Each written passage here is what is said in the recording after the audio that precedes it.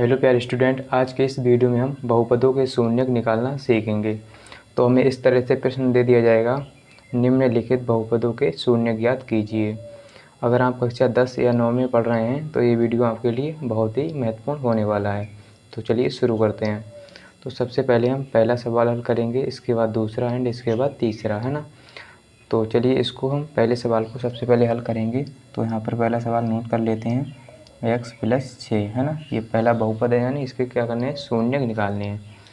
तो हम क्या करेंगे, शून्यक निकालने के लिए सबसे पहले हम इस बहुपद को कुछ मान लेंगे, है ना। इस बहुपद को हम कुछ मान लेंगे।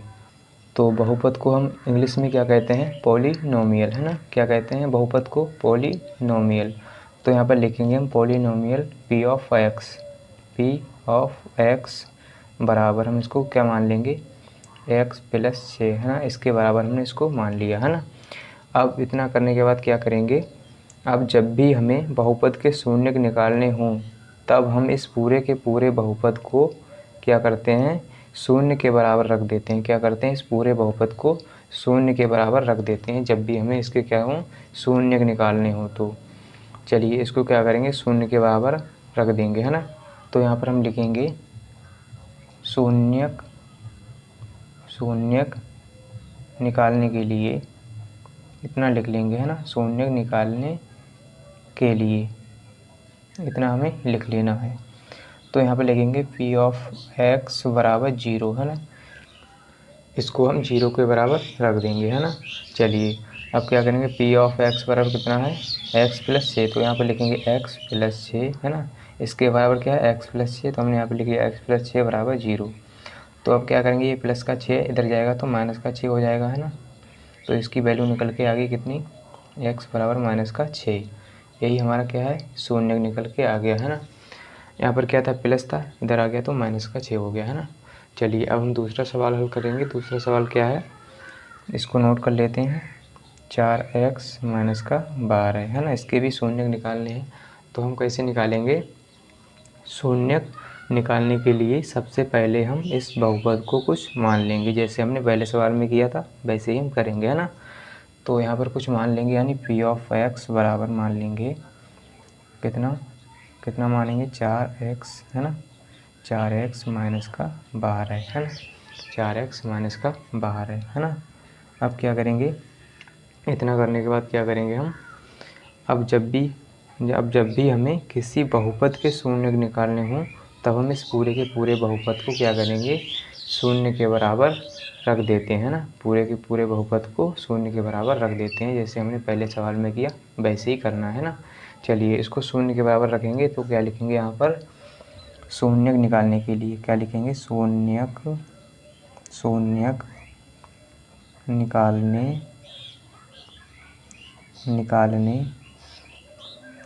के लिए, है ना। तो यहाँ पे लिखेंगे p(x) बराबर 0 के बराबर हम रख देंगे, है ना। तो यहाँ पर क्या हो गया, p(x) बराबर 0, है ना। तो p(x) की वैल्यू रख देंगे, कितनी है, 4x - 12 और बराबर में है 0, है ना। इसके बराबर हमने क्या कर दिया, 0 रख दिया। पूरे बहुपद के बराबर शून्य रख दिया, है ना। या कहें पूरे बहुपद को क्या रख दिया, शून्य के बराबर रख दिया, है ना। क्या करेंगे हम, यहाँ पर 4x है ना। अब इस 12 को इधर भेजेंगे बराबर के इस तरफ, तो प्लस का 12 हो जाएगा। अब क्या करेंगे, ये गुणा में क्या है, 4 है, x के गुणा में क्या है, 4, है ना। तो इस 4 को इस तरफ भेजेंगे तो ये बटे में आ जाएगा, 12/4। जब भी कोई गुणा वाली संख्या बराबर की दूसरी तरफ जाती है तो वह बटे में चली जाती है। तो ये 4 एकम 4 और 4 तियाँ हो गया 12, है ना। तो x बराबर कितना आ गया, 3 आ गया। कितना आ गया, 3। तो इसका ये शून्य निकल के आ गया, है ना। तो ये इसका आंसर है ना। चलिए अब हम करेंगे सवाल नंबर 3, इससे अलग है ना। इसमें क्या था, देखिए इसमें यहाँ पर x की घात 1 है और पहले सवाल में भी x की घात क्या थी, 1 थी, है ना।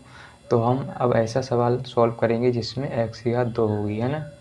इस बहुपद में x की घात क्या है, 2 है, सबसे अधिक, है ना, 2 है। इसमें क्या 1 1 है ना। तो ये इसके क्या शून्य 1 1 निकल के आए, और जो x की घात 2 है इसमें, तो इसमें 2 शून्य निकल के आएंगे, है ना।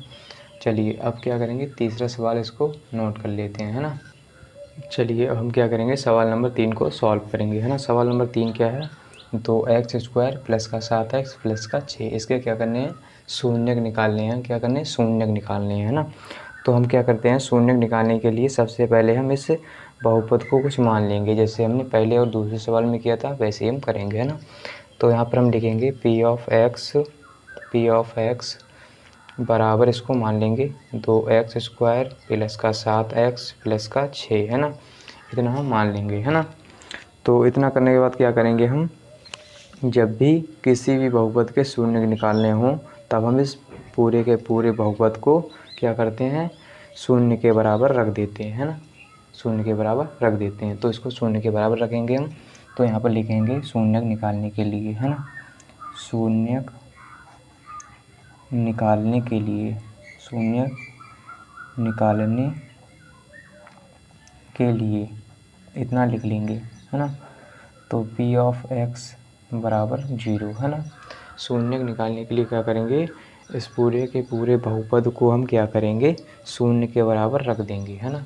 तो यहाँ पर p(x) बराबर कितना है, 2x² प्लस का 7x प्लस का 6, है ना। p(x) बराबर है 2x² प्लस का 7x प्लस का 6, तो हमने यहाँ पर लिख लिया, बराबर में है 0, है ना। अब देखिए क्या करेंगे, यहाँ पर क्या है, x की घात 2 है, अधिकतम क्या है, इस बहुपद की घात क्या है, 2, है ना।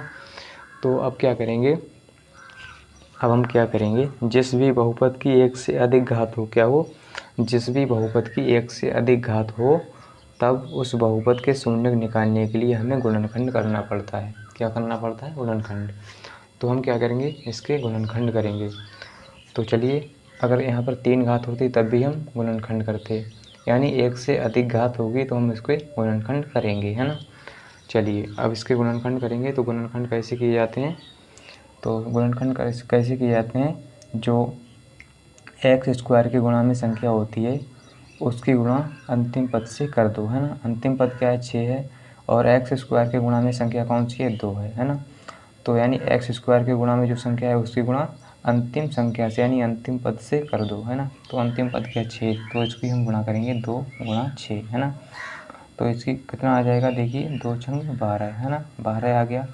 अब इस 12 को ऐसे 2 भागों में तोड़ दो, ऐसे 2 भागों में तोड़ दो, या कहें ऐसे 2 भागों में विभाजित कर दो, है ना, कि गुणा करने पर 12 आ जाए और यहाँ जोड़ने पर 7 आ जाए, है ना। ऐसी 2 संख्याएं हमें ढूंढनी है कि गुणा करें तो 12 आ जाए और जोड़ दें उन 2 संख्याओं को तो कितना आ जाए, 7। ये बीच का नंबर 7 आना चाहिए, है ना। यहाँ पर जोड़ने पर क्यों लाना है हमें, क्योंकि 6 के आगे प्लस का चिन्ह है, तो हमें जोड़कर 7 लाना है और गुणा करने पर 12, है ना। चलिए अब क्या करेंगे, हम यहाँ पर संख्याएं ढूंढेंगे। तो देखिए इस 12 को किस किस तरह से हम लिख सकते हैं तोड़कर, है ना। तो वैसे हम क्या लिख सकते हैं, इसको 2 छंग 12 लिख सकते हैं, 2 छंग 12, है ना, 12 हो जाएगा।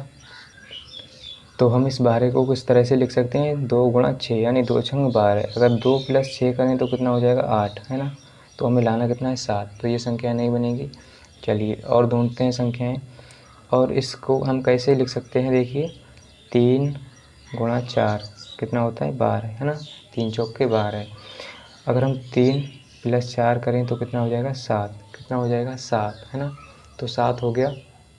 चलिए हमें 2 संख्याएं मिल गई, है ना, संख्याएं हमें मिल गई 3 और 4, यानी 3 गुणा 4 करेंगे तो 12 हो जाएगा। अगर हम 3 + 4 करेंगे तो 7 हो जाएगा। तो हमें संख्याएं मिल गई, है ना।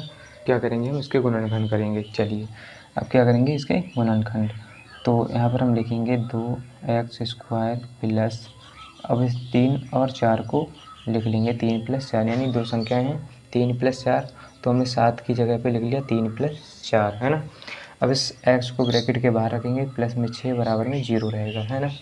अब क्या करेंगे, 2x² प्लस, अब इस x के अंदर गुणा करेंगे तो 3x हो जाएगा, प्लस 4x हो जाएगा, प्लस का 6 और बराबर में 0। तो यहाँ पर देखिए क्या कॉमन है, यहाँ पर कुछ भी कॉमन नहीं, क्या है, x कॉमन है केवल। तो x कॉमन लेंगे तो अंदर बचेगा 2x, प्लस का 3 बचेगा, प्लस इसमें क्या कॉमन है, इसमें देखिए 2 कॉमन आ जाएगा, है ना, 2। तो 2 कॉमन लेंगे और यहाँ पर बचेगा 2x प्लस का 3, है ना, बराबर में 0 रहेगा। तो इसको एक ब्रैकेट में लिखेंगे x प्लस 2 और 2x प्लस 3 को एक ब्रैकेट में बराबर में रहेगा 0, है ना। तो आपको गुणनखंड करना तो आता ही होगा, है ना। चलिए अब क्या करेंगे, हम एक बार इसके बराबर 0 रखेंगे, x प्लस 2 के बराबर 0 रखेंगे और एक बार 2x प्लस 3 के बराबर 0 रखेंगे हम, है ना। तो यहाँ पर कितना हो जाएगा, x बराबर हो जाएगा -2, है ना। यहाँ पर हो जाएगा x कितना हो जाएगा, x यानी 2x बराबर हो जाएगा -3 और इसको आगे सॉल्व करेंगे तो x बराबर हो जाएगा -3/2। ये गुणा में 2 है तो ये बटे में चला जाएगा, है ना। तो इसका एक शून्य क्या है, x बराबर -2 और दूसरा शून्य है x बराबर -3/2। तो इसके 2 शून्य निकल के आ गए, है ना, क्योंकि इसकी घात क्या थी, 2 थी, है ना। अधिकतम घात कितनी थी, 2, यानी अगर 3 होती तो 3 शून्य का आ जाते, अगर 4 होते तो 4 शून्य का आते निकल के, है ना। तो आई होप आपको समझ में आ गया होगा। चलिए उम्मीद करते हैं कि आपको वीडियो अच्छा लगा होगा। अगर वीडियो अच्छा लगा है तो वीडियो को लाइक कर दीजिए एंड चैनल को सब्सक्राइब कर लीजिए। मिलते हैं अगली वीडियो के साथ। आज के लिए इतना ही। जय हिंद।